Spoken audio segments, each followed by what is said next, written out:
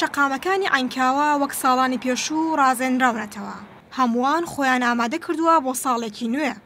بەڵام ئەم ساڵ ئاهەنگگێڕەکانی ساڵی ڕابردوو هەمویان ئامادە نین، چونکە عینکاوەیان بەجێ هێشتووە. بەشێکی ئەو هاوڵاتیە مەسیحیانەی لە دوای ساڵی 2014ەوە لەژێر دەسەڵاتی داعش لە مردن ڕایان دەکرد لە حەوشەی ئەم کڵێسایە دەژیان. ئێستا حەوشەکە چۆڵە. ئاوارە مەسیحیەکان کە نەیانتوانی بگەڕێنەوە شارەکانی خۆیان ڕویان لە وڵاتانی دەرەوە کرد. گەر باس لە بارودۆخی مەسیحیەکان بکەین وەبزانم ناگرێتەوە وەکو پێشان با بڵێن زەحمەتە، چونکە خەڵکێکی زۆر پەرت و بڵاو بوو.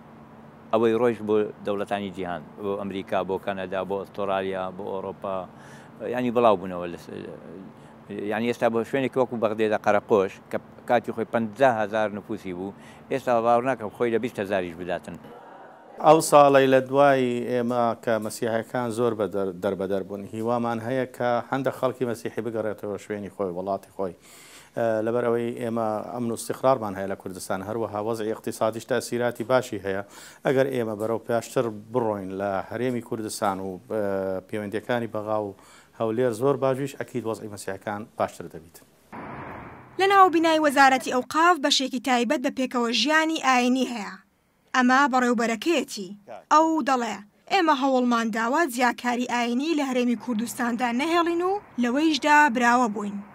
یاسای ژمارە 11 ساڵی 2007 لە پەرلەمان ئقرار کرا دەنجی بۆ درا کە وەزارەتی ئەوقاف و کاروباری ئیسلامی بگۆڕێ بە وەزارەتی ئەوقاف و کاروباری ئاینی و بە فعلی وەزارەتی ئەوقاف مهتەمە بە یەک مەسافە لەگەڵ هەموو پێکاتە جیاوازەکانە و داعمی هەموو پێکاتەکانیش دەکات لە هەرێمی کوردستان. هیچ جیاوازیەک نییە لە بینی پێکاتێک بۆ پێکاتێک یان جیاوازی بکات لە بینی پێکاتێک بۆ پێکاتێکی تر.